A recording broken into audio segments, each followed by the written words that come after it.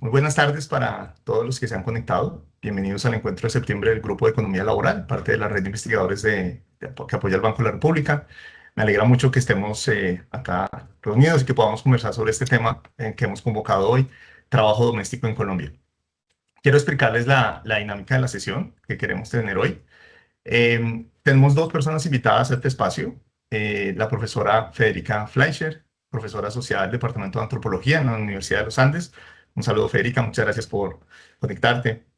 Y Juliana Murad, directora del Departamento de Derecho Laboral en la Pontificia Universidad Javeriana. Juliana, gracias por tu participación. Em, el punto de partida de la conversación de hoy fue, hay un artículo 33 en la reciente reforma laboral, la Ley 2466 del 2025, perdón, que intenta dar unos pasos para formalizar trabajo doméstico en Colombia. Un dato muy puntual, según los últimos datos de Gran Encuesta Integrada de Hogares a julio, estamos hablando de que aproximadamente 730.000 personas trabajan en trabajo doméstico en Colombia, un número muy alto de personas en esta categoría de trabajo y por lo tanto entender y mejorar sus condiciones laborales es muy importante en el contexto colombiano. Entonces lo que vamos a hacer a continuación es que voy a darle primero la palabra a Federica. Federica va a tener primero unos 20 minutos para hacer su intervención. Después de Federica, Juliana Morat hará una intervención también de 20 minutos. O sea que aproximadamente a las 4:45 de la tarde ya tendremos todas las intervenciones listas. Y en ese momento están abiertas las preguntas y la conversación entre el público. Entonces, todos los conectados, bienvenidos a hacer sus preguntas o comentarios para a Federica, a Juliana y también para que conversemos este tema tan importante y pues para que sea muy valiosa la discusión. Recuerden que estos espacios del Grupo de Economía Laboral precisamente los estamos grabando con el propósito precisamente que se genere un recurso público de consulta adicional, no solamente para las personas que están muy conectadas, sino posterior. Entonces, la sesión ya está siendo grabada y todo lo que estemos comentando pues va a quedar disponible al público en general en el canal de YouTube de la Red de Investigadores. Entonces, no siendo más, Federica, adelante con tu intervención. Gracias por participar.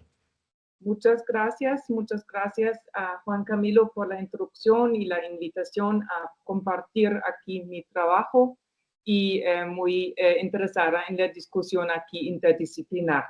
¿Me dejan compartir pantalla? ¿Esto es posible? Sí, claro que sí, adelante.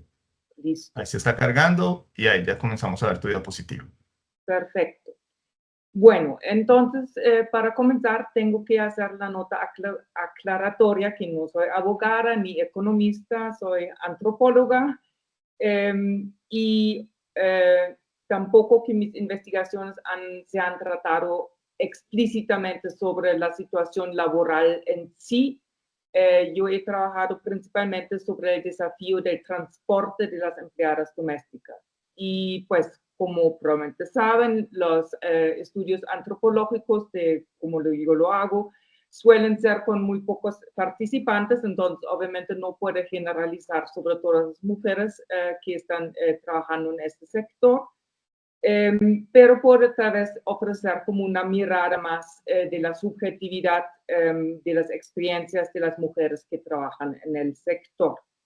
Esto es un poco la idea de esta presentación. Entonces, como saben, y vi aquí está Andrea Londoño y seguramente varias otras personas que conocen muy bien el contexto. En la América Latina es una de las regiones con mayor número de trabajadoras domésticas en el mundo, alrededor de 14 millones, aunque estas cifras siempre son poco confiables porque hay una alta tasa de informalidad. Pero de todas maneras, una fuerza laboral muy grande. En Colombia en particular, tenemos como aproximadamente 1 millón de trabajadoras domésticas, mayoritariamente son mujeres. Y pues también es importante tener en cuenta que 4.9% de las trabajadoras domésticas suelen no tener educación, 38.6% solo cursaron primaria y 22.5% completaron la secundaria. Y con frecuencia la única manera de ganarse la vida es dedicarse al trabajo que desempeñaban desde temprana edad en el hogar, justo por esta falta de educación. Pues lo que es interesante en el caso de Colombia, que hay ya muchas organizaciones, sindicatos que trabajan para mejorar la situación laboral de las trabajadoras domésticas en Colombia, como el Sindicato de Trabajadoras Domésticas, UTRA-SD, hablamos del trabajo doméstico, la Fundación Bien Humano, la Escuela Nacional Sindical o FESPOL. Todas estas agrupaciones trabajan, y aquí solamente muestra unas fotos, imágenes de las reuniones, del trabajo, de las campañas que han hecho para mejorar la situación de las mujeres que trabajan en este sector. Entonces, realmente han logrado mejorar bastante la formalización o las leyes, las regulaciones para el sector.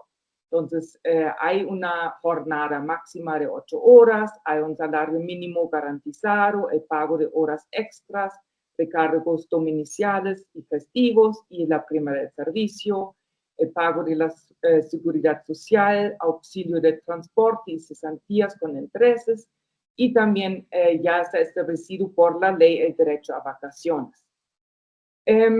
También el trato decente a las trabajadoras domésticas, y hasta que se legislaron como que no se pueden denominar como sirvientes. Pero obviamente sabemos que la realidad está bastante diferente todavía. Entonces, por un lado, tenemos como mucha formalización o leyes que están tratando de mejorar la situación de trabajadoras domésticas, pero la realidad vivida de las mujeres es diferente. Esas son cifras relativamente viejas, debería actualizarlos, pero nos da un panorama que no ha cambiado mucho en estos últimos 7 años desde tengo estos datos aquí, que más que 60% de las trabajadoras domésticas ganan menos de un salario mínimo, 77% recibió comida como pago, 28% de las trabajadoras domésticas trabajaron más que 48 horas, 9.3% más de 65 horas a la semana, 99% no recibió pago por horas extras, tampoco no hubo bastante, todavía 4% que no reciben su prima anual, 18.7 personas solamente tuvieron seguridad social, solamente 19% estaban en el sistema de pensiones, y siguió el maltrato y el racismo en este sector laboral. Y 70% de las trabajadoras domésticas en Colombia continúan trabajando de manera informal, entonces no son formalizados, y muchas de ellas tampoco tienen como conocimiento de sus derechos laborales básicos. Entonces tenemos este panorama de, por un lado, leyes que son bastante bien en comparación a otros países, pero la realidad vivida es muy diferente. Entonces, eso es un poco como el contexto de mi investigación. Entonces, yo me pregunté si eso es la realidad, por qué mujeres suelen trabajar en este sector. Y lo que más sale es que a muchas mujeres que sobre quienes cae la mayoría de tareas del hogar, particularmente cuando tienen hijos, resaltan la flexibilidad que les da este sector en términos de su organización de su día a día. Entonces, por ejemplo, Clara, tengo aquí el ejemplo de Clara, y esto todos son sinónimos. Ella comenzaba a trabajar como niñera mientras estaba en el colegio. Después de graduarse, ella sí trabajó en varias fábricas, tuvo trabajos más formales, pero en un momento, por ejemplo, cuando trabajó por varios años en un mercado mayorista, se retiró y decidió trabajar como trabajadora doméstica, porque se sintió muy cansada por las largas jornadas en la plaza. Entonces, aunque no está muy atractivo o hay mucho abuso y exceso de trabajo en el sector del trabajo doméstico, ella lo prefirió esto a esto donde salía en el mercado mayorista donde trabajaba, porque aquí ella podría decidir cuántas horas trabaja, cuántos días trabaja, etc. Entonces sintió, en contraste al trabajo anterior, que tuvo más autonomía. O el caso de Sandra, que tuvo un hijo a 15 años, no terminó su bachillerato, pero trabajando como trabajadora doméstica, logró definitivamente con clases por la noche terminarlo. Después siguió trabajando como empleada doméstica a tiempo parcial y completó su educación de enfermera. Y finalmente ella terminó de trabajar como empleada doméstica y consiguió un trabajo como enfermera. Y ella también dijo que no, sin este trabajo nunca podría haber logrado eso porque ningún trabajo más formal me permita esta flexibilidad de solamente trabajar tiempo parcial. O tenemos el caso de Janet, que dijo que tuvo un cargo formal, pero se sintió muy humillada, muy maltratada en este trabajo formal y también decidió renunciar porque ella dijo que para ella era más importante sentirse respetada y cuando entró al sector de trabajadora doméstica, ella dijo que aquí yo, si no me gusta el trato, yo también me retiro. Entonces, esta flexibilidad y esta autonomía resaltaron muchas de las mujeres con quienes trabajé yo. Pero al mismo tiempo sí tenemos estas violencias cotidianas que experimentan las mujeres. Particularmente dos tipos de exclusión, que las jerarquías de clase están inscritas en el espacio urbano de cierta manera. Entonces ahí está el caso de Floralba, que dijo o me contó cuando ella entró con su hija que sí ha experimentado movilidad social. Ellos querían entrar a un café en el norte de la ciudad donde Floralba trabajó y la hija también, y le preguntaron explícitamente si ellas podrían pagar para este café. Les consideraron que no pertenecieran a esta área de la ciudad de cierta manera. Esto era lo que entendió Floralba. También cuando ella hizo mercado en un supermercado en el área de la ciudad donde ella trabajaba como empleada doméstica, le persiguió un vigilante de la tienda. Y la otra violencia es las jerarquías de clase reproducidas en las prácticas cotidianas, que varias trabajadoras contaron que usan baños separados en el lugar donde trabajan, que no comen en el comedor, está mal escrito, perdón, que a veces deben usar platos y cubiertos distintos a sus empleadores. Entonces, estas microviolencias de la día a día lo experimentan bastante. Entonces se señala que pues esta relación entre trabajadoras domésticas y las empleadoras es como encima de una historia profundamente arraigada a la desigualdad. Las prácticas sociales además naturalizan o invisibilan la desigualdad y la discriminación existente y además impactan a la subjetividad de las trabajadoras domésticas. Entonces, muchas de las mujeres con quienes yo trabajé, primero, no estaban conscientes de sus derechos laborales y hasta que si alguien les trató mal, sus empleadores las trataron mal, expresaron o les excusaron a las personas que las emplean. Entonces, por ejemplo, aquí el ejemplo de Laura, que dijo que ella tuvo que acordar a su empleador de pagarla, pero hizo excusas porque se lo olvidó pagarla. Entonces, tienen muy internalizado esto que ellos no merecen mejor. Esto fue muchas veces como una expresión.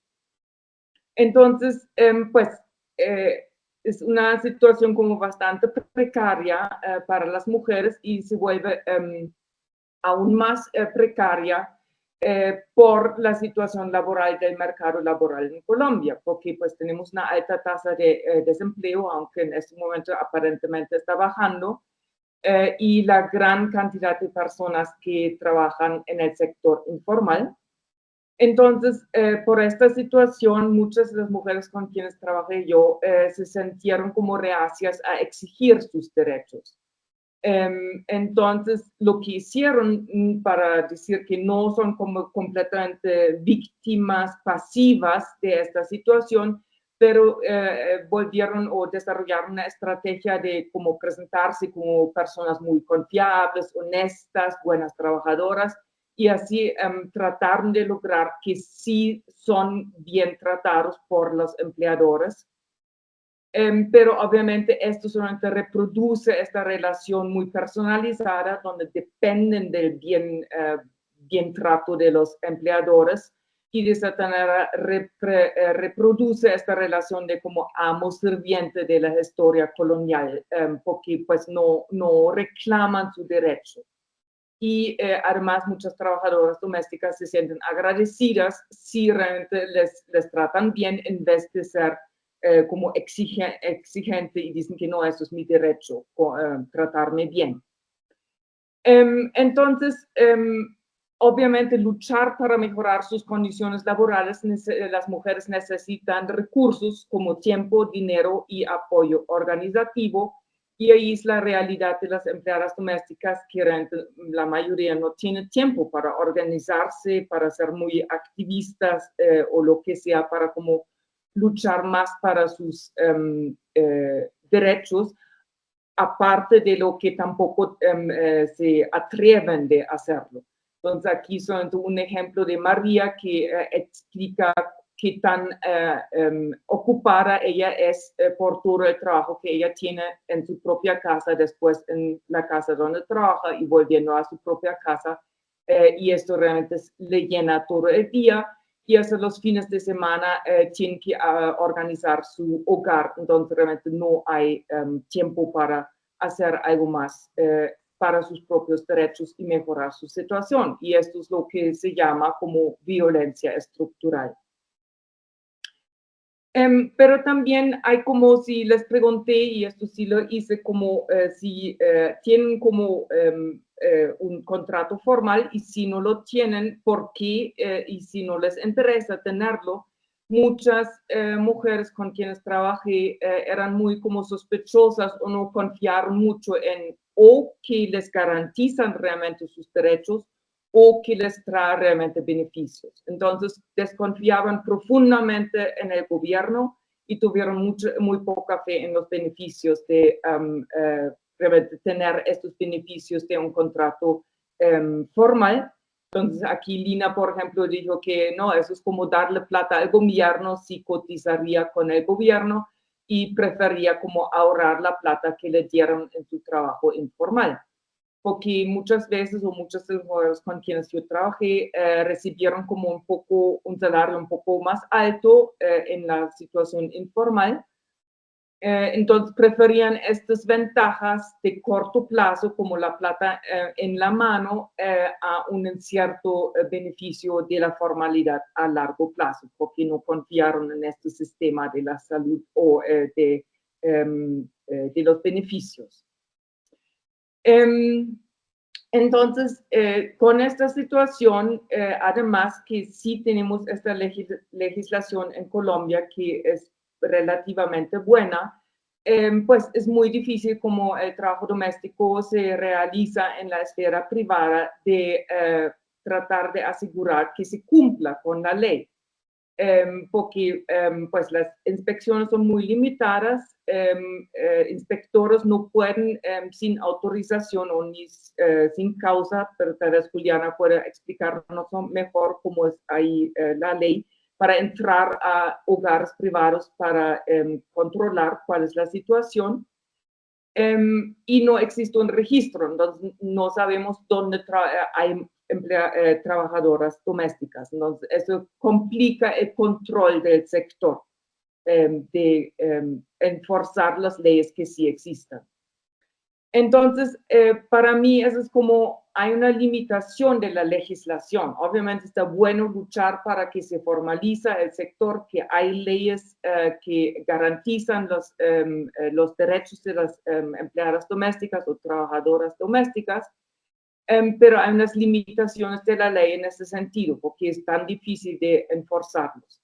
Y además, pues desde la antropología sabemos que la cultura no se cambia tan rápido, entonces la violencia simbólica estructural no se va a cambiar tan fácilmente con leyes.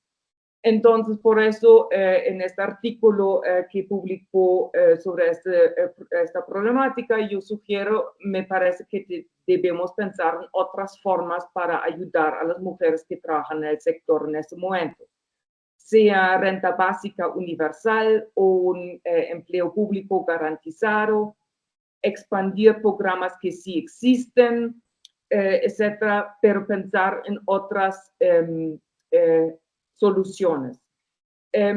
Obviamente ninguna de estas medidas serían como las soluciones mágicas, pero podrían como dar al menos una mejora a la situación desigual en este momento que existe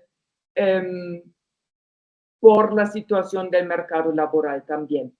Y aquí termino, eso pues es una imagen que me encanta de una empleada doméstica que vive en Ciudad Bolívar y desde su casa ella puede ver en el norte donde trabaja, que es como esta idea de investigación sobre el transporte, pero también creo que muestra como la precariedad en cual viven muchas de las mujeres con quienes trabaje.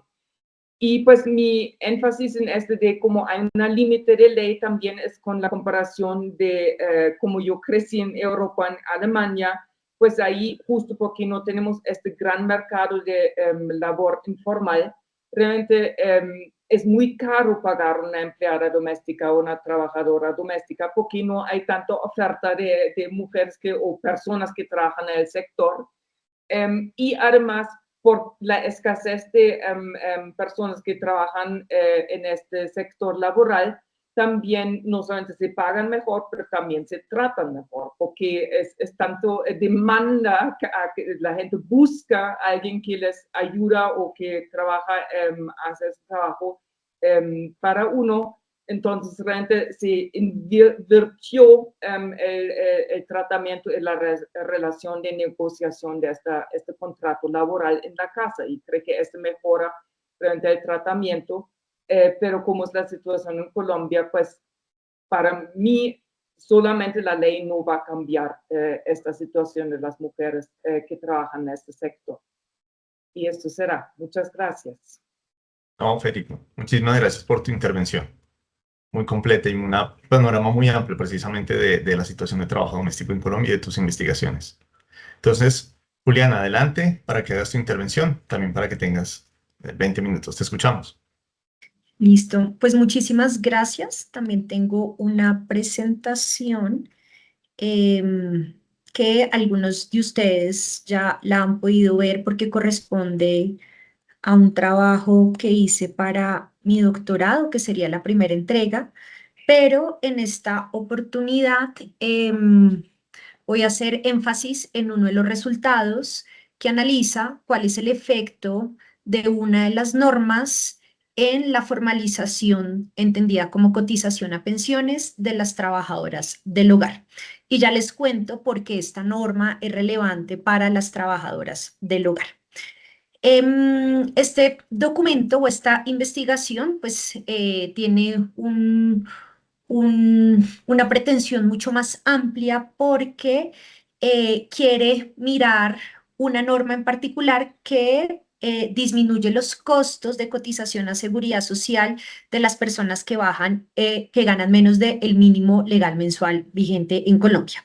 Y pues esto resulta muy relevante en términos generales porque nuestro país tiene un alto nivel de informalidad pensional o una muy baja tasa de contribución al sistema de pensiones, lo que a su vez es muy grave porque nuestro sistema pensional, hasta que se declare constitucional, la reforma 2381, es netamente contributivo. ¿Eso qué significa? Que se causan pensiones o se accede al derecho pensional siempre y cuando yo haya cotizado durante un tiempo extendido a lo largo de mi vida laboral, lo que significa poder haber gozado el privilegio de tener un trabajo formal durante al menos 26 años que me permitan cotizar al sistema de pensiones.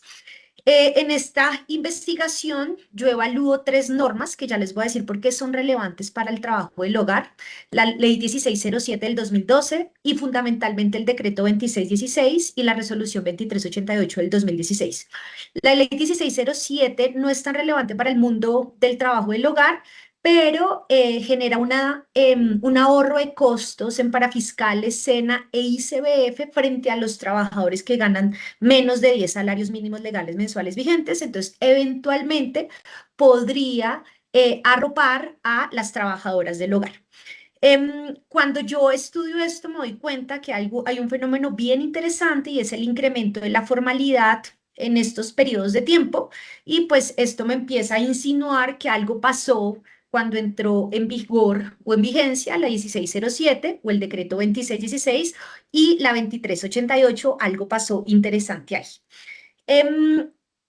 Concretándonos en el servicio doméstico, algunos datos que sacamos desde el Observatorio Laboral hace muy poco a propósito de un evento que hicimos con el Ministerio del Trabajo para conmemorar el trabajo del hogar, o como coloquialmente se conoce, el servicio doméstico. En Colombia tenemos 3.741 personas dedicadas al servicio doméstico según datos de la Gran Encuesta Integrada de Hogares para el 2024. El 91.9% son mujeres, eso significa que es una labor altamente feminizada. En promedio, las trabajadoras trabajan 40.7 horas semanales, el 22% trabaja más de 48 horas, y esto lo que nos muestra en efecto es que son trabajadoras en una gran proporción a tiempo parcial, o como los abogados lo conocemos, que no tienen la jornada, no cumplen la jornada ordinaria legal.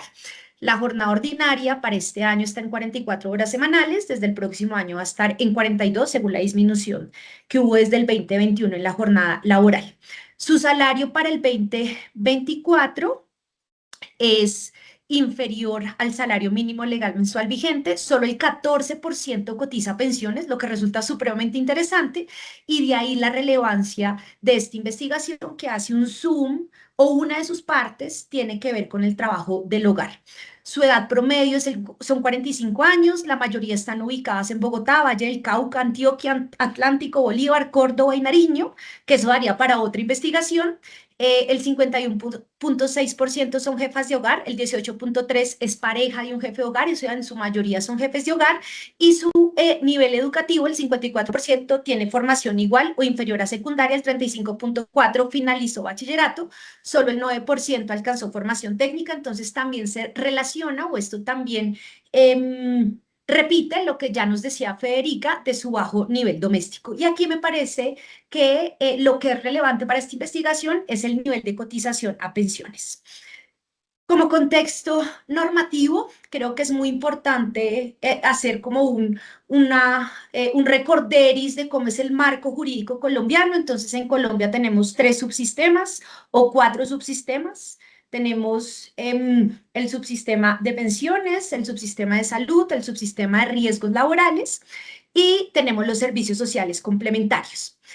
Teníamos un problema muy grande hasta el 2013, y es que si yo quería cotizar al sistema de pensiones, obligatoriamente tenía que contribuir al sistema de pensiones. Entonces, yo no tenía la posibilidad, hasta el decreto 2616 de 2013, de estar en el régimen subsidiado en salud y cotizar al mismo tiempo a pensiones. Entonces, ahí vienen las frases que muy frecuente decían las trabajadoras del hogar de: no me cotice porque pierdo el SISBEN. SISBEN no está técnicamente dicho, porque SISBEN es una encuesta que me permite a mí beneficiarme de programas sociales del Estado, uno de los cuales es el régimen subsidiado. Pero entonces, básicamente lo que nos estaba diciendo con eso, nos decían era: no me cotice a pensiones porque pierdo el régimen subsidiado. Desde el 2013 eso ya no es así, porque con el decreto que estudio en este documento, existe la posibilidad de cotizarle a pensiones sin necesidad de cotizarle a salud, porque ella puede, o él, porque también aplica para trabajadores que ganen menos del mínimo, seguir en el régimen subsidiado. Juliana, Sí, disculpa, una cosita simple. Es que veo que hay un par de manos alzadas para preguntas aclaratorias. ¿Está bien si permitimos que se hagan estas preguntas para que continúes? dale, Sí. por supuesto. Listo, vale, muchas gracias, Julián. Entonces, Carlos Medina, adelante, tienes la mano alzada y después Cristina Fernández para las preguntas aclaratorias que tienen. Carlos, te escuchamos.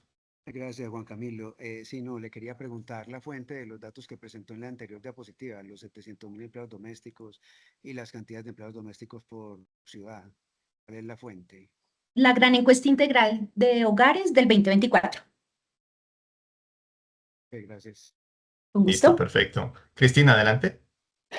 Quería preguntarte, es porque hoy precisamente me entrevistaron en la radio sobre una modificación a esta cotización por semanas, pero es que yo la leí y yo no encontré ninguna modificación, una legislación que salió el 6 de septiembre para trabajadores dependientes y yo la leí y dije, pero sale exactamente lo mismo que acá.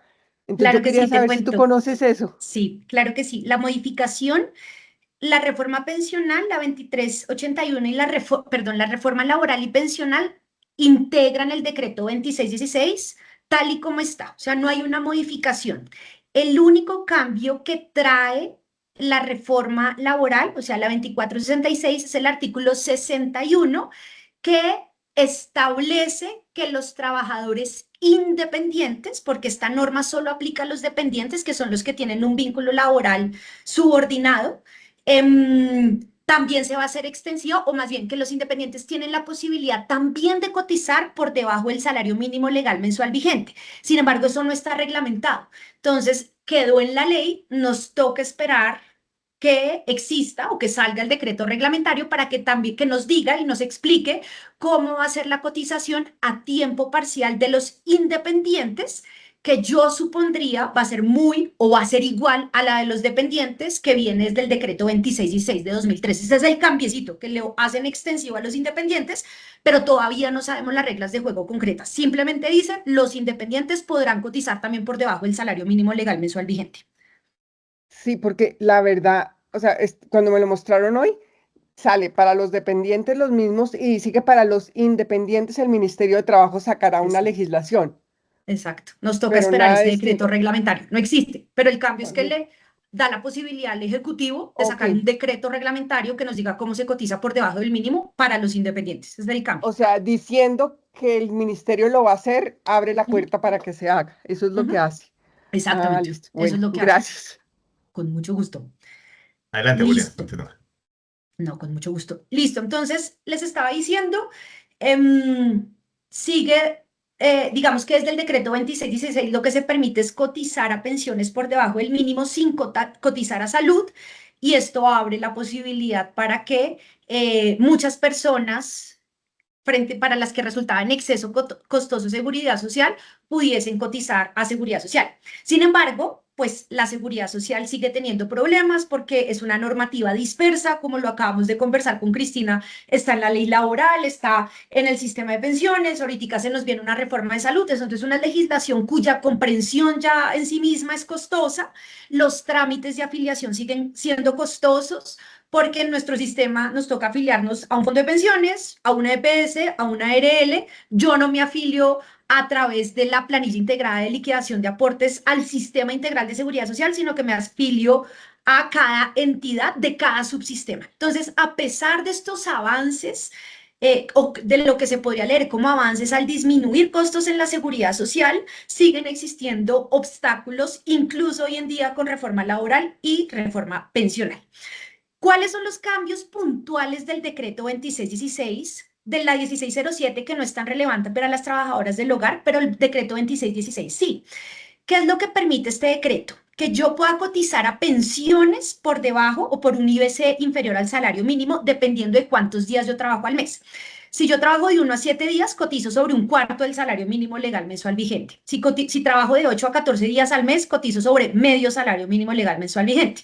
Si trabajo de 15 a 21, 3/4 partes del salario mínimo, y si ya trabajo más de 21 días, pues ya cotizo sobre un salario mínimo. Y al tiempo, en salud, como ya se los decía, me permite permanecer en el régimen subsidiado en salud. Entonces me disminuyen costos de pensiones y de salud.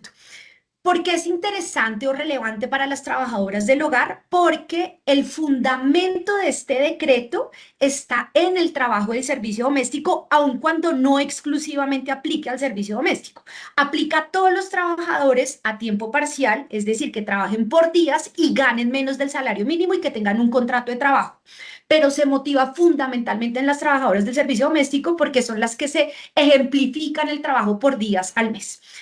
Y finalmente está la resolución 2388 que extiende la aplicación de este decreto porque les permite también cotizar por debajo del mínimo a pensiones, no solo a quienes estén en el régimen subsidiado, sino a quienes son beneficiarios de alguien del contributivo.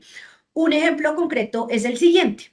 Mi trabajadora del servicio doméstico no está en el subsidiado, sino que es beneficiaria de su hijo. En el 2013 no podía ser beneficiaria de este decreto, es decir, yo le tenía que cotizar a pensiones completo si quería hacerlo.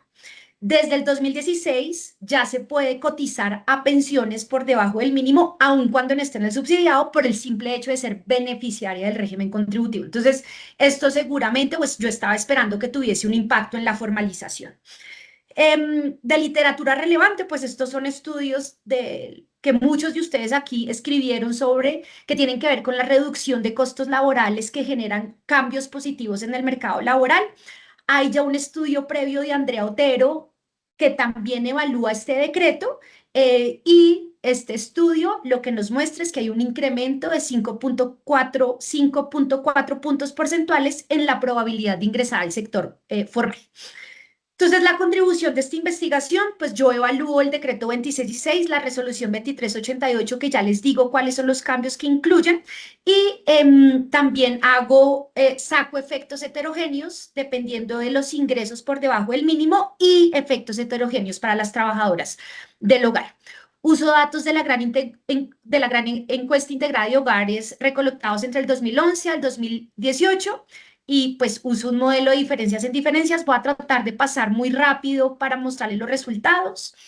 Uso como grupo de tratado los dependientes que ganan menos del salario mínimo, que son los que se ven beneficiados con esta medida, con el decreto 26 y con la resolución 2388 que les acabo de decir.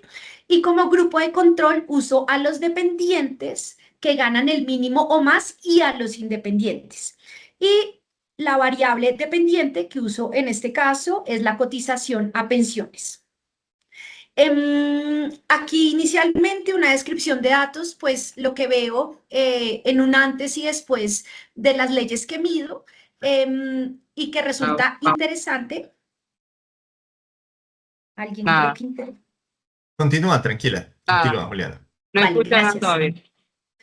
Entonces, empezamos a ver que la brecha entre el grupo de control y el grupo de tratamiento de cara a la variable dependiente se reduce después del decreto 2616, superando el aumento en el control, en el grupo de control, lo que nos parece insinuar que sí ha habido un efecto positivo en la cotización de pensiones. Sin embargo, es diferente con la resolución 2388 y aquí ya empieza a insinuarse algo interesante de esta investigación, y es que se registra una disminución en la media de cotización del grupo de tratamiento a pesar de que la media del grupo de control continúa aumentando. Entonces eso ya empieza a sonar extraño porque yo creía que la 2388 también había tenido un impacto importante. Como les decía, uso una diferencias en diferencias, la variable dependiente es la cotización a pensiones, y como les decía, también saco efectos heterogéneos dependiendo del nivel de ingresos de las personas que ganan menos del salario mínimo. Entonces, yo quiero ver o quise ver qué impacto en la cotización de pensiones en el grupo de tratado había tenido el decreto y la resolución dependiendo del nivel de ingresos, y lo que hice fue dividir los grupos en 1 octavo, 2 octavos, 3 octavos de partes del salario mínimo legal mensual vigente. ¿Y por qué me interesó ver esto? Porque para este momento en las leyes los costos laborales como porcentajes del IBC eran más altos para los que menos ganaban. Entonces, aprovechando esta diferencia, yo quise ver si había algún efecto diferenciado dependiendo de los ingresos para ver si los que en efecto se beneficiaban eran los más pobres dentro del grupo de los más pobres, que son los que ganan menos del salario mínimo. También saco efectos heterogéneos, como les decía, para trabajadoras del hogar y mujeres. ¿Por qué para trabajadoras del hogar? Porque el decreto se fundamenta en las trabajadoras del servicio doméstico, aunque no aplique exclusivamente a ellas. Miro las tendencias paralelas. En efecto, hay tendencias paralelas, salvo unos meses que yo los explico como un fenómeno estacional, y estos son los resultados en los que quiero detenerme un poco. Entonces, aquí creo que están, chun, chun, chun, sí. Entonces, el decreto 2012, pues no tuvo, me quiero detener, perdón, en el decreto 2616 de 2013 y la resolución 2388. Entonces, lo que podemos ver es que en efecto hubo un efecto positivo en la cotización a pensiones con el decreto 2616, pero hubo un efecto negativo con la 2388, y la 2388, recordemos que es la que extiende también la posibilidad de cotizar a pensiones por debajo del mínimo, siendo beneficiaria a alguien del contributivo, no necesariamente perteneciendo al régimen subsidiado. Y me doy cuenta que ese mismo año surge o se impulsa el programa de los beneficios económicos periódicos que compiten con la cotización al sistema de pensiones.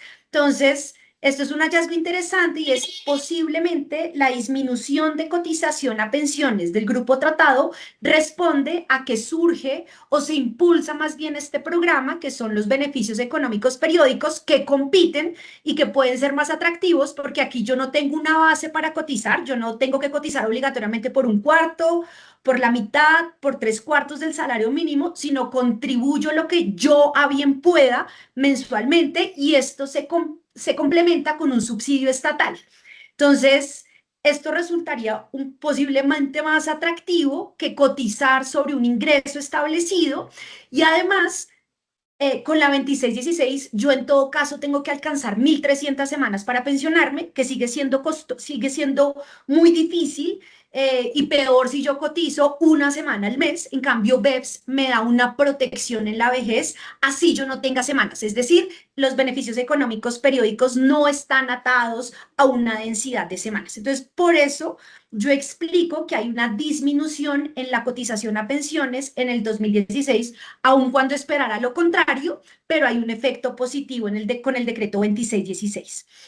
Los resultados heterogéneos, solo hay efectos para los que ganan más de 7/8 del salario mínimo, es decir, para los que ganan más dentro de los más pobres.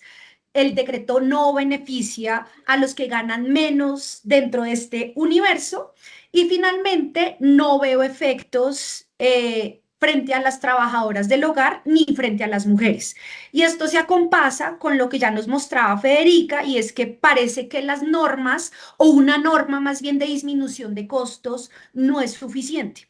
Y esto es relevante porque, como lo hablábamos con Cristina en su intervención, en su pregunta, esta norma la vuelve y la trae la reforma laboral y la vuelve y la trae la reforma pensional. Pero ya vimos que si bien tiene un efecto para otros trabajadores, no beneficia al trabajo doméstico.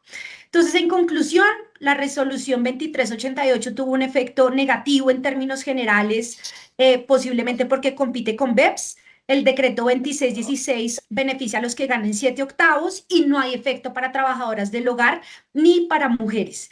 Y ahí viene la pregunta, y es, bueno, pues hicimos o se expide una nueva ley que, como se los decía, reitera una norma que ya existe, que no benefició particularmente a este grupo poblacional. Y la pregunta que surge, por supuesto, es ¿qué hacemos? Porque parece que esta ley que ya existe no les va a cambiar la vida. Entonces, ¿qué hacemos para seguir contribuyendo a la formalización pensional, al menos de las trabajadoras del hogar? Y ahí vienen las propuestas de una renta básica universal, porque sin duda la cotización por debajo del mínimo no incentiva su cotización, y en todo caso un régimen contributivo o netamente contributivo sigue siendo muy difícil de cara al acceso a pensión. Y bueno, esto fue todo, y creo que ahí alcancé los 20 minutos. Muchas No, Julián. gracias. Sí, muchísimas gracias, Julián. Muchas gracias por tu presentación y por la intervención. Bien, abramos entonces el espacio. Está muy bien para que demos la conversación. Federica, si tienes preguntas para Juliana, Juliana, si tienes preguntas para Federica, y también a la audiencia, si tienen alguna pregunta adicional, vayan alzando la mano. Les iré dando la palabra en el orden en que aparezcan en el registro, precisamente. Entonces, muy bien, acá están apareciendo ya algunas de ellas, precisamente. Andrea Londoño, adelante, te escuchamos. Buenas tardes. Buenas tardes a todo el grupo, Frederique, Juliana, qué gusto verlas por aquí y ver estos avances en información que siempre son los que pues consultaremos para hacer propuestas y analizar qué es aquello que más les beneficia a esta población tan discriminada en el mercado laboral colombiano.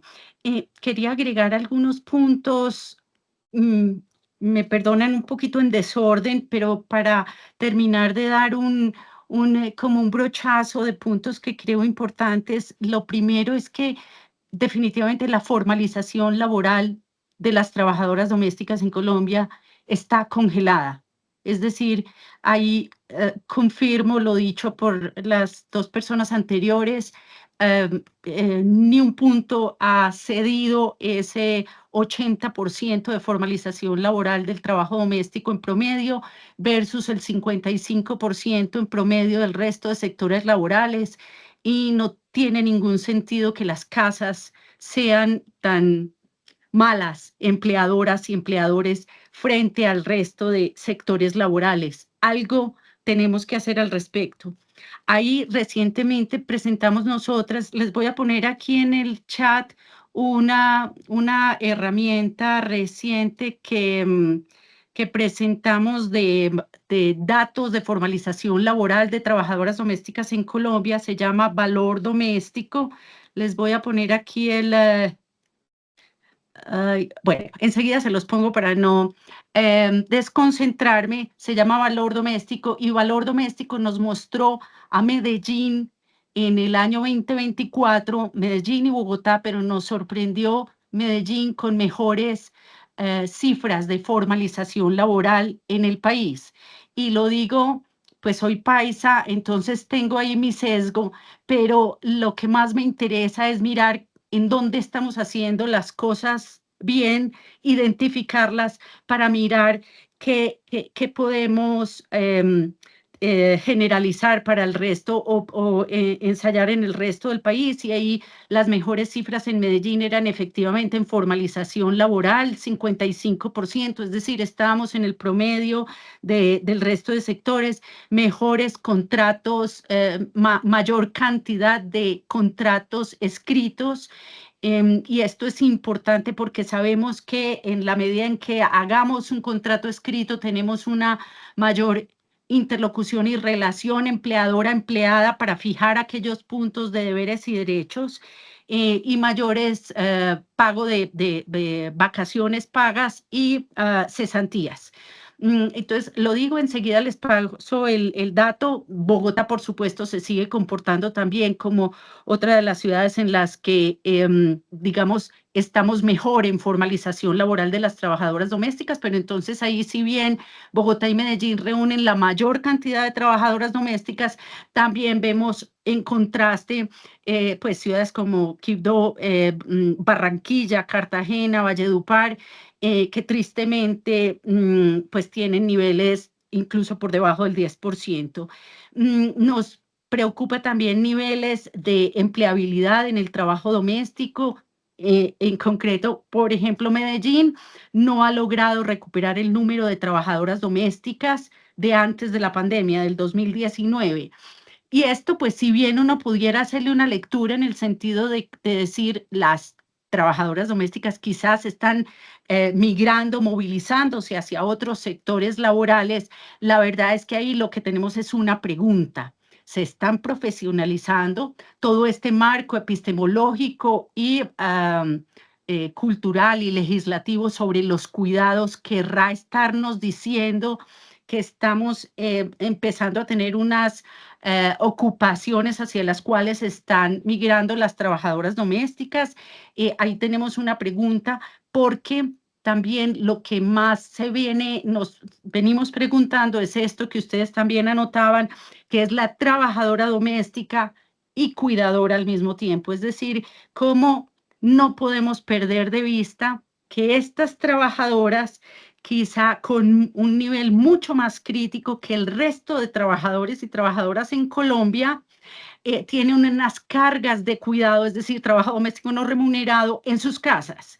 Y entonces esto hace muchísimo más crítica su vulnerabilidad y su situación para poder abordarlas en su bienestar. Y ahí pues me acojo a lo que decían Juliana y Frederique frente a la definitivamente necesidad de una renta básica, renta mínima, alguna de estas otras medidas, porque lo que pareciera es que es un problema multidimensional que necesita múltiples también soluciones. También mencionar aquel cambio grande en la cultura colombiana en cuanto a que las trabajadoras domésticas internas hasta hace unos años eran la mayoría y ahora la mayoría son por días.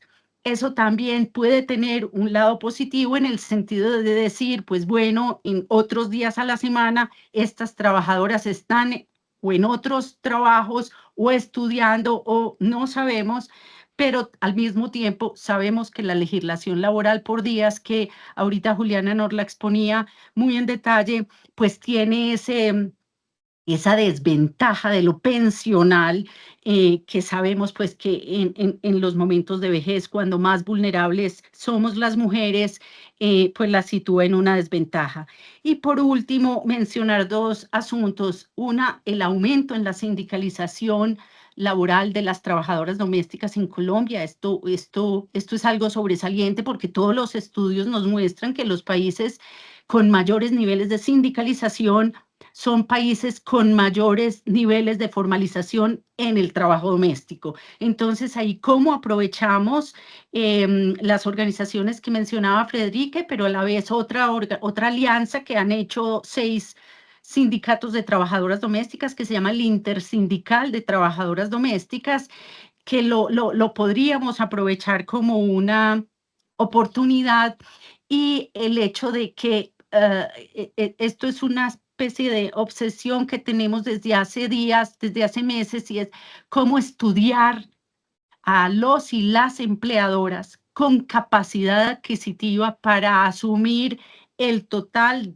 el esquema laboral completo, toda la legislación laboral con todas las de la ley, como lo decimos, para tal vez empezar a segmentar o a entender esas características del mercado de demanda de trabajo doméstico, no meter a todos los empleadores y empleadoras en un paquete, porque efectivamente sabemos que desde las trabajadoras domésticas, ellas mismas contratan trabajadoras domésticas y jamás tendrán la posibilidad de formalizarlas. Bueno, por ahí dejo, muchísimas gracias, y Juliana, pues quedo antojadísima y de pedirte que nos vuelvas a exponer tus resultados porque nos encantará entenderlos más en profundidad. Mil gracias. No, muchas gracias, Andrea. Claro que sí. Federica o Juliana, si quieren comentar a la intervención que Andrea nos acaba de hacer. Pues no, muchas Adelante. gracias, Andrea, por todos estos detalles, y obviamente sí, claro, son muy importantes lo que mencionas. Yo tuve como conectado con esto que nos plantea Andrea, una pregunta, supongo, a Juliana, porque yo creo que, pues como yo enfaticé, que muchas mujeres entran también en el sector, aparte de que no tienen mucha educación y es difícil encontrar un trabajo, también porque en un trabajo más formalizado no les permitan más flexibilidad de los horarios. Entonces, creo que si el sector laboral tendría más posibilidades para una mujer de flexibilizar su horario de trabajo, también podría servir que salen de ese sector trabajo de doméstico, que también cambiaría su poder de negociación de su situación. Entonces, no sé cómo es la ley en este sentido. Bueno, te cuento lo que dice la ley. Nosotros tenemos una jornada ordinaria laboral que ha tenido una disminución desde 48 horas desde el 2021. Este año empezó progresiva, este año vamos en 44 y el siguiente llega a 42. Y una de las justificaciones que usó el Congreso de la República es que precisamente una disminución de la jornada laboral nos va a promover la participación de las mujeres por este doble rol que hacemos de cuidado en nuestros hogares. Entonces, lo que tú dices tiene mucho sentido. Tenemos en jornada ordinaria laboral tenemos unos casos específicos, pero no aplican al trabajo doméstico. Hay una jornada continua, digamos que en el servicio doméstico, antiguamente no se reconocían horas extras, estaba el caso, teníamos todos esos temas, pero ahora uno ya dice, la jornada ordinaria de las trabajadoras que no residen en el hogar es la misma de todas, entonces seguramente esta disminución va a tener un efecto, pues que sería muy interesante medirlo para las trabajadoras del hogar. Y respondiendo a lo que dice Andrea, solo plantearía como un tema para analizar, y es que el sindicalismo sigue siendo problemático en Colombia. Ya les voy a decir por qué ahora tenemos que estar muy atentos, pero ya les digo por qué. Porque el sindicalismo sigue negociándose con el empleador. O más bien el sindicalismo existe para negociar condiciones laborales mejores con el empleador directo, y aquí el empleador directo pues es una persona natural. Entonces esto es un reto muy grande. Sin embargo, y yo creo que esto va a ser interesante para todos los sectores, las próximas semanas el gobierno va a proferir un decreto de la negociación sectorial por primera vez en Colombia. Entonces se va a permitir la negociación colectiva por nivel de sector, por nivel de industria o por nivel geográfico. Y eso seguramente en algún momento, si sigue vigente, va a llegar al servicio doméstico, porque ya se va a poder negociar no con la persona natural directa de empleador, sino que se van a poder negociar las condiciones, por ejemplo, del servicio doméstico, de todo el sector de servicio doméstico. Entonces creo que eso es bien interesante. Y tercer punto, y yo con eso cierro la intervención, respondiendo a la intervención de Andrea, uno de los cambios interesantes que trae la reforma laboral es la exigencia de un contrato escrito y además registrado en el Ministerio de Trabajo. Toca esperar qué efecto tiene esto, porque eso, por supuesto, va a facilitar la labor de inspección y control del Ministerio del Trabajo, que no va a ser como voy a entrar a su casa a ver las condiciones, sino que simplemente va a ser muéstreme el registro del contrato de su trabajador del servicio doméstico. Y si ya no lo tiene, pues incumplió la ley y va a activar una sanción. Entonces, esta norma tan clara puede incentivar la formalización del trabajo doméstico. Y pues el último comentario, pues sería muy interesante también ver qué pasó en Medellín para que se incrementara la formalización laboral. Eso sería supremamente interesante rastrearlo. Y ya, dejo esos 4 comentarios generales sobre las 2 intervenciones. Súper, muchas gracias, Juliana. Recuerdo a la audiencia, si quieren hacer algún comentario o pregunta del tema que estamos conversando sobre trabajo doméstico, adelante, alcen la mano y con mucho gusto se las iré dando. Cristina Fernández, adelante, te escuchamos. Hola. Bueno, Juliana, muy interesante el trabajo. Lo quisiera mirar como con más detalle porque estuvo como muy rápido, pero me gustaría mirarlo con más detalle. Me llama mucho la atención los resultados, sí. Em, También a Federica, una anotación. Yo creo que cuando se hace la descripción del trabajo doméstico en Colombia, sería bueno poner un referente, por lo menos el del total de la población, como para darle un poquito de contexto.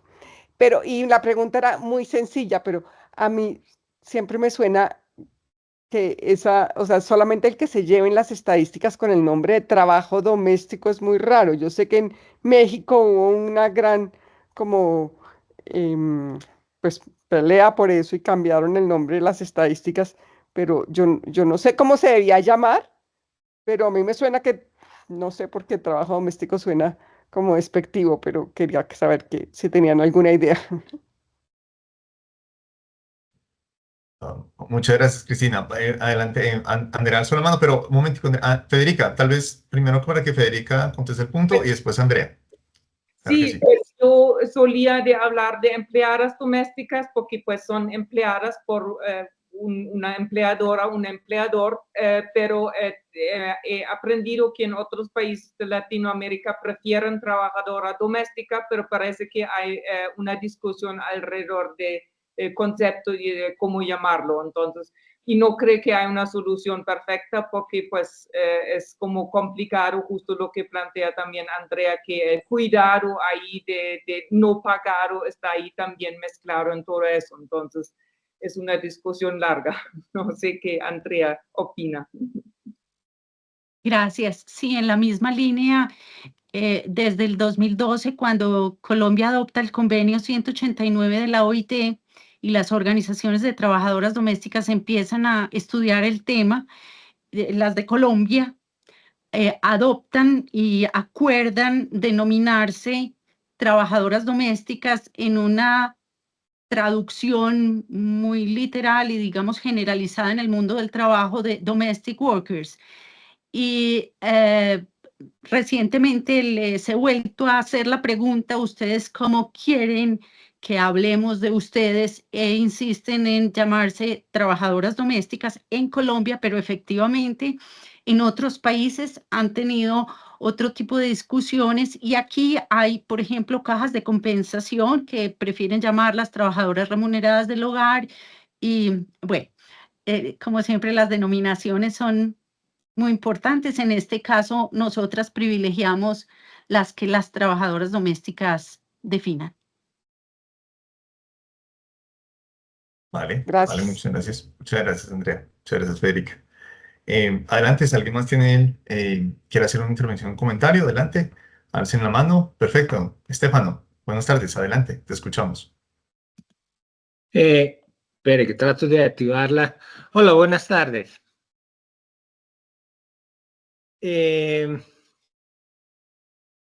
Bueno, empezó un poco con una respuesta para Cristina. Es que estas definiciones por lo general derivan de la OIT, ¿sí? Y estas son definiciones como internacionales. Entonces, de pronto más adelante cambiarán, ¿sí? Pero por lo general reflejan una denominación internacional que propone la OIT, ¿sí? De manera que no me sorprende que sigan llamándose así, ¿sí? Yo tengo dos cosas. Una es una pregunta para Juliana y la otra es una inquietud que yo sí tengo hace mucho tiempo. Empiezo con la inquietud, ¿sí? Juliana, por lo que tú estimaste, pues yo supongo que la fuente son las encuestas de hogares, ¿verdad?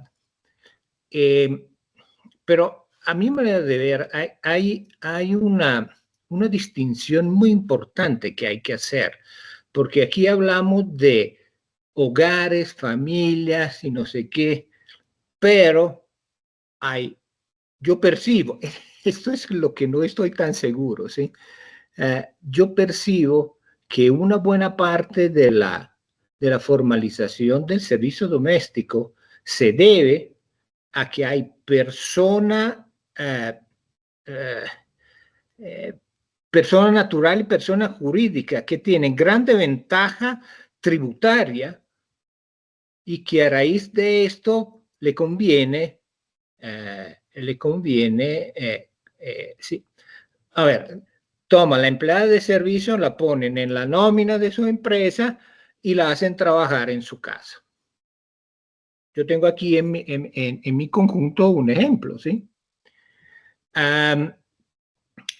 Y esto me queda siempre como una, es decir, ¿será que podemos distinguir las empleadas domésticas que vienen a la casa de uno común y corriente y para las cuales no hay beneficio tributario y las que al contrario pueden ser contratadas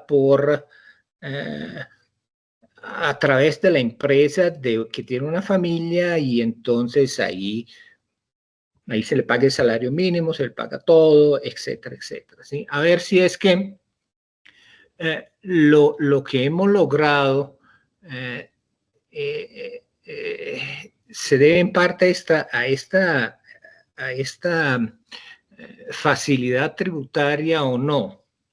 La otra cosa, pero no sé, sí, esto siempre me está dando vuelta en la cabeza, sí, y digo, pero espera un momentico, aquí debe haber algo, sí, pero no tengo la mínima idea, puede ser solamente una impresión mía, sí. La otra cosa, Julián, es que tú hablaste del decreto 2616 que tiene un efecto positivo, pero dijiste que, yo no entendí bien, disculpe, no te seguí.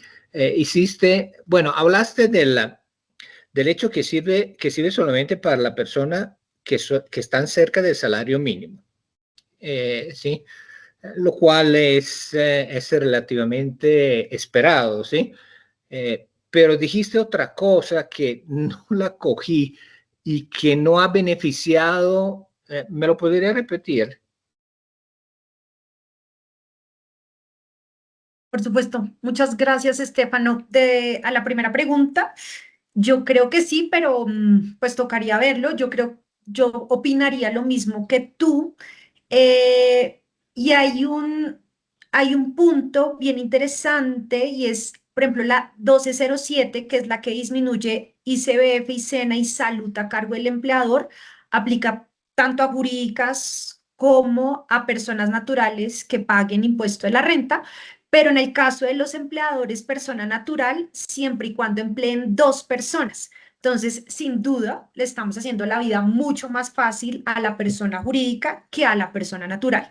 Entonces, yo creo que lo que tú dices, sí, ya sí, seguramente van a haber muchos ejemplos de cómo la tributación, este es el que se me ocurre en este momento, pero seguramente hay muchos más escenarios en donde lo tributario le facilita la vida a la persona jurídica, no a la persona natural, y posiblemente esto también puede tener un efecto en la formalización del trabajo del hogar. Yo creo además que, Disculpe, te puedo tranquilo, decir, si uno le echa mano a la pila, ¿es posible sacar información de este estilo? Pregunta. sí, creo que la pila la tienes del 2003. Creo que está la información, si no estoy No, mal, la planilla integrada. quiero decir, si es una persona natural o jurídica, entonces ver un poco, Sí, eso no sé, sale. pregunto, ¿sí? Ujú, Pregunto, no ujú. tengo la mínima idea, ¿sí? Pero ya. Sí debe salir porque de hecho la planilla de los exceptuados de salud y SENA es una planilla específica. No me acuerdo el número, la letra, pero ahí sale como soy cotizante tipo E, si no estoy mal, y ahí sale, ahí debe estar. Entonces eso se puede ver. Otra cosa que yo creo que les hace la vida más fácil a la persona jurídica es la inspección. Es mucho más fácil o el Ministerio del Trabajo ya tiene un trabajo, perdón, la redundancia histórico consolidado en la vigilancia e inspección de personas jurídicas, no personas naturales, y menos del trabajo del hogar. Entonces, creo que eso también facilita el cumplimiento, o no facilita, incentiva el cumplimiento de las normas por parte de las personas jurídicas. Y sobre tu pregunta, lo que yo decía que tuvo un impacto negativo fue la resolución 2388 que extendió el decreto Sí, 2616 sí. para que pudiesen cotizar también a pensiones por debajo del mínimo sin necesidad de estar en el régimen subsidiado, pero siendo beneficiario de una persona del régimen contributivo.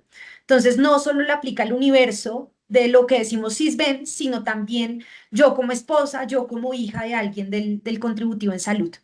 Y un paréntesis, a Juan Camilo le mandé el trabajo porque, pues, por si a bien tienes, Recibido. compartirlo con más personas. Muchas gracias, Juan Perfecto. Camilo.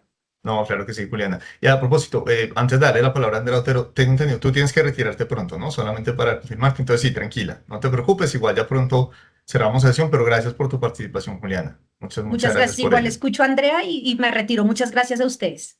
Súper. Andrea Otero, adelante. Buenas tardes, te escuchamos.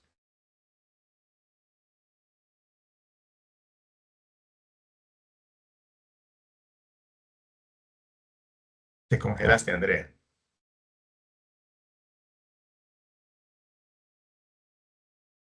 Solo puedo confirmar. Andrea, ¿nos escuchas?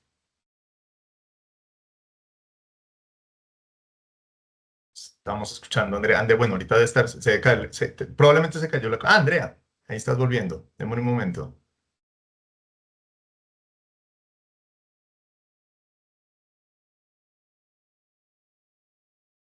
Ay, no tienes micrófono. No tienes micrófono. Pon tu pregunta Está en el... cerrado. Sí, sí, no, pero de seguro es que debe tener una falla en conexión. Andrea, tranquila, si no te está funcionando el micrófono, bueno, si quieres, pon en el chat la intervención o también demos un momentico mientras solucionamos el tema de Andrea. Yo quiero hacer una pequeña pregunta a Federica y una a Juliana, si me lo permites, para hacer el cierre y para que Andrea logre solucionar sus temas de conexión. Juliana, una pregunta, y esto es relacionado precisamente con la idea del artículo 33 en la reforma laboral. Entonces, la idea es que se genere un registro de los contratos de trabajo escritos de trabajadoras domésticas en Colombia eh, ante el Ministerio del Trabajo, ante el Gobierno Nacional, digamos. ¿Existe algún otro contrato de trabajo escrito en Colombia que requiera este proceso de registro ante el Gobierno Nacional o no? Ninguno. Ninguno. Eso es Sería algo la nuevo. primera vez. Ujú. Ok, listo, listo. Gracias por esa aclaración, porque quería saber si existía, teníamos algún precedente, pero no, exactamente, esto es algo nuevo en términos de los contratos. Ok.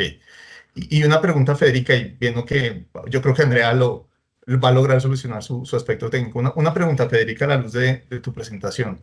Porque además yo creo que tu conclusión es nos hace un llamado de alerta muy claro, ¿no? Es decir, cambios regulatorios no necesariamente van a ser un camino muy promisorio para lograr formalización, o no solo formalización, mejora en las condiciones laborales del trabajo doméstico en Colombia. Pero me gustaría saber algo a la luz de las investigaciones que tú has hecho en Colombia, y es eh, caja de compensación familiar. Dentro de todo el universo de la seguridad social colombiana, las cajas ofrecen un mecanismo de protección al cesante que creo que puede ser un camino intermedio de las recomendaciones que tú nos has dado para lograr mejores condiciones para el trabajo doméstico en Colombia. En los trabajos que tú has hecho, en las conversaciones que tú has tenido, eh, ¿surge el tema de las cajas de compensación? ¿Existe algún comentario sobre las trabajadoras domésticas, sobre qué tan valiosas ven las cajas, o es algo completamente ausente en la conversación? ¿Qué nos puedes decir al respecto? Sí, no, con las personas que yo trabajé, no salió nunca el tema de cajas de compensación, pero sí me parece que sería interesante hacer una investigación y mirar cuáles serían ahí las posibilidades, porque obviamente sí, como señalas, podría ser como un medio camino, algo así, sí. Vale, muchas gracias, Federica. Ya pude Gracias. activar el micrófono. Andrea, te No, es que, escuchamos. hola, no puedo prender la cámara porque se me cae el internet. Es que, perdón, me pedía permisos de configuración del micrófono y solo se activan si uno se sale de la llamada y vuelve a entrar. Tranquila, No, te escuchamos. Dale. para contestarle al profesor Farné, que quería saber si en pila se puede identificar eso que él preguntaba, y la respuesta realmente es no. Uno en pila sí puede ver cuando la gente contrata de manera formal a una empleada doméstica y la contrata como empleada doméstica. O sea, es decir, en pila hay una casilla que uno puede indicar que el trabajador que está contratando es empleada doméstica. Pero para acceder a los beneficios de la reforma tributaria de 2012, la que explicaba Juliana, que reducía los costos de aporte si uno contrataba entre 2 y 10 trabajadores, no puede tener a la empleada contratada como empleada en pila. O sea, la empleada doméstica aparece contratada como una trabajadora dependiente más de la empresa, pero uno no puede saber si esa persona es empleada doméstica. O sea, es decir, uno no podría identificar esos casos que preguntaba el profesor Farné en pila, donde la empresa o una persona jurídica contrata a una trabajadora doméstica que va a trabajar en el hogar de la persona, pero la mete a través de la nómina de la empresa para acogerse a estos beneficios tributarios. Eso no se puede saber en pila. Ah, listo, Andrea. Muy claro, y menos mal lograste solucionar, pero muy clara tu intervención para ello. Muchas gracias. Ahí le aclararon a Estefano. Perfecto. Muy bien, muy bien. Quiero verificar si tal vez alguien más tiene alguna, porque ya estamos llegando hacia la hora de cierre, entonces quiero confirmar si alguien más tiene una pregunta, un comentario para la audiencia, o si no, para ir dando cierre a la sesión. Veo que ahí estamos. Muy bien, 5:18, estamos apenas. Federica, muchas gracias. Gracias por el tiempo, gracias por sacar el tiempo para hacer la intervención y para esta conversación. El tema queda abierto y como les comento, este es un recurso público que después se va a conocer para que sigamos conversando sobre los temas de trabajo doméstico en Colombia. Gracias a todos, sí, gracias por ello. Cuando esté lista la grabación, yo te aviso, Federica, y también pues le avisamos al resto del grupo. A todos los demás del grupo de economía laboral, a todos los asistentes, muchas gracias. Recuerden que estamos haciendo los encuentros una vez al mes, por lo general primer lunes de cada mes, o si no, martes, si es lunes festivo. Y bueno, nos seguiremos convocando para los otros espacios de el grupo de economía laboral. Gracias a todos. Muy buena tarde y gracias por su participación. Muchas gracias. Juan Camilo. Muchas gracias. Muchas Hasta luego. gracias. Buena tarde. Chao a todos. Chao. Muchas gracias a todos. Muchas gracias. Muchas gracias.